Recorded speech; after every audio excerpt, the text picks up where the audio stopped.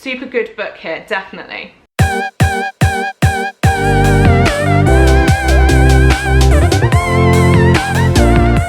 Hello and welcome back to another video. Today I am going to be taking you through my reading list of Christian books. I like to have a fiction book on the go and then more of a study book alongside it.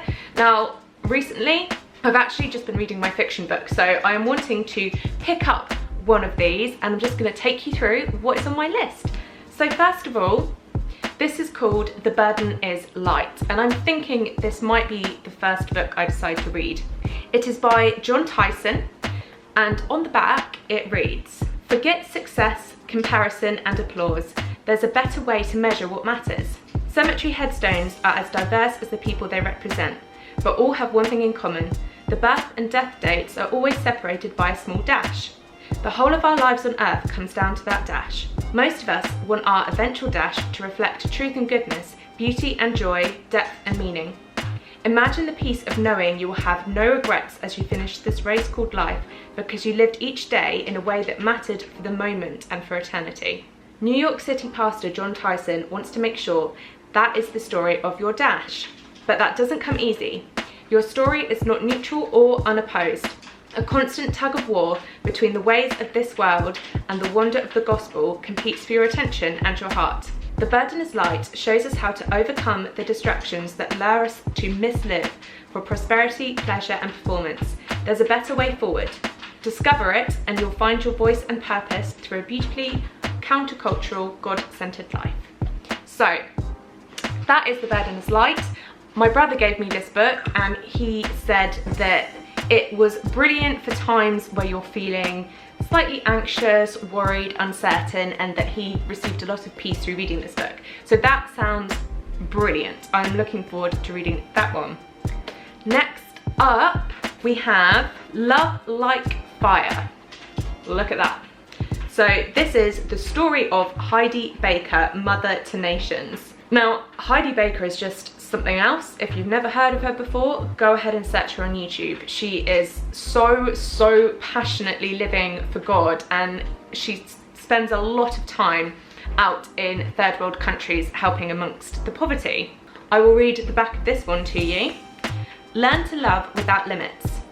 Love Like Fire is the timely, inspiring story of Heidi Baker, a modern-day Mother Teresa who embodies self-sacrifice and love. Since founding the non-profit ministry Iris Global with her husband, Roland, Heidi has served tirelessly in Mozambique, Africa, continuing her work even after Roland was diagnosed with dementia, the doctors giving him a death sentence. This book tells of Roland's miraculous healing and the incredible impact the Bakers have made. Iris Global now includes free health clinics that service the poor and sick, feeding programs, primary and secondary schools, and over 5,000 churches in Mozambique, and more than 10,000 churches in over 20 nations. The Bakers have been listed among the most influential leaders in world Pentecostalism. So that just sounds totally inspiring. I do love reading books about people's lives. I just find that so fascinating, and you get even more emotionally involved because you know that it's true. So I am looking forward to this one as well. And I just have a feeling that I will just power through that one and read it super quickly, as this isn't as much of a study book. Obviously it's about her life. So I'm hoping to be really and truly inspired by this book. Next one. This is definitely a study book. It's called Transformed by Christin BOOKS, and at the bottom here it says, "Challenging myths about the power-filled life." So I think this one is, even though it is fairly thin, it's one that you really do take your time in reading. It's not a storybook, it is definitely a study book. And if you look inside, it's sectioned up quite well. So it has these little blocks quite regularly, which will help you read little chunks at a time and fully digest what it is actually saying to you. So I'll read you the back of this one. The transformation of our souls is a journey that begins with a surrendered will. Yielding to the transforming power of God is not a destination we reach, but a daily yes to the journey. This is how our mind is renewed. It is in this place that He defines us, refines us, and reminds us what we are here for. Our destiny, being loved and created by God, always precedes our calling. Calling can change throughout the years, but God's love for us will never change. When we understand this and it transforms our identity, then we understand the gospel. That is when we are transformed, and that is how we learn to walk in power. So this just sounds so uplifting and all about your personal transformation of your heart and soul, which is always relevant. So there is another one for you there. Okay, this one is a bit of a chunk. It's actually really heavy, and it is by someone called John C. Lennox, and it is called Against the Flow: The Inspiration of Daniel in an Age of Relativism. It's heavy physically in weight, and I feel like it's a heavy read in general.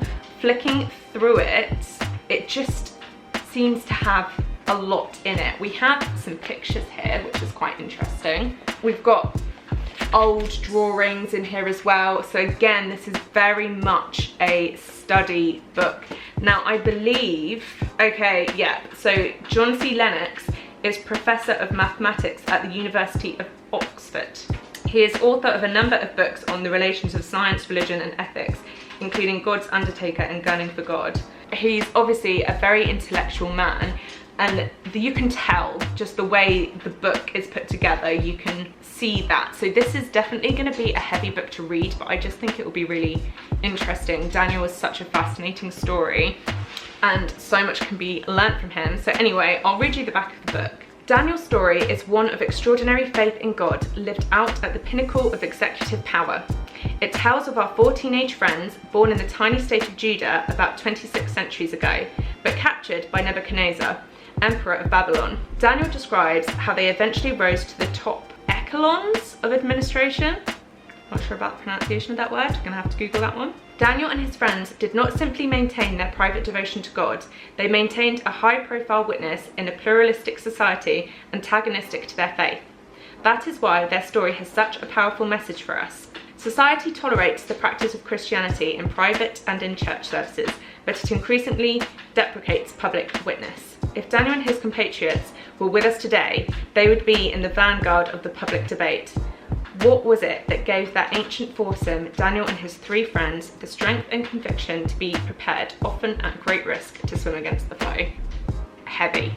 I think it will be amazing, but I mean, just reading the back of that, it's already triggering questions and thought-provoking. That is a bit of a big one to digest, I think, but even so, it sounds challenging and inspiring to live life differently. Right, this last one I'm super excited about. I have read bits of it. So it's called Get Out of Your Head by Jeannie Allen. Now on the YouVersion app for your phone, there is a Get Out of Your Head plan, which I did, and therefore wanted this book.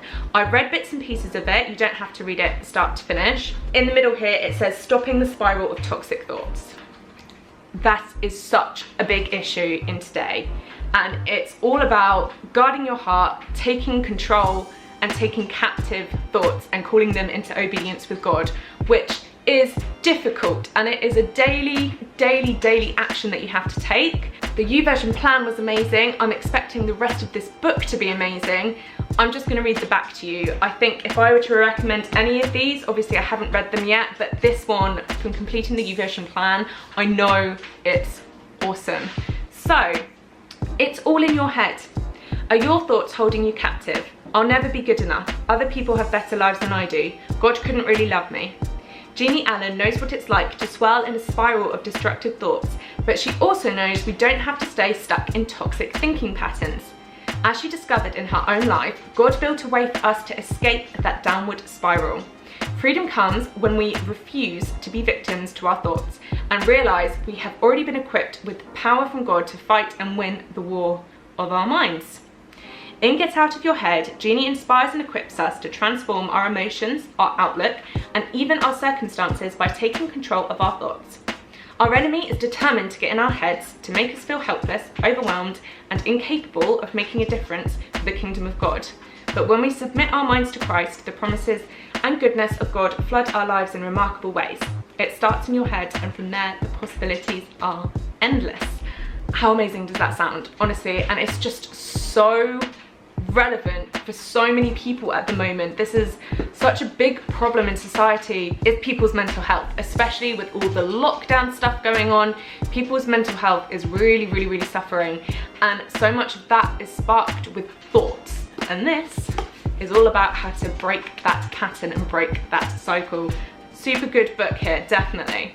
Those are the Christian books I have on my current reading list. There is a lot there. They are definitely slightly differently themed, but I think there's some really good stuff there, and I'm really excited to actually get into them and read them. They tend to take me longer to read books like these. As I said, I use them more as a study opposed to a book just to read from start to finish. So I can be reading one book for sort of 6 months. That's just the way I do it. That's what works for me. Otherwise I find it gets a little bit too heavy, and I do enjoy my fiction at the same time. So anyway, I hope you enjoyed this video and possibly picked out a couple of books that you might also want to read. If you've read any of them, let me know what you think down in the comments. Don't forget to like, don't forget to subscribe, and I'll see you again soon. Bye bye.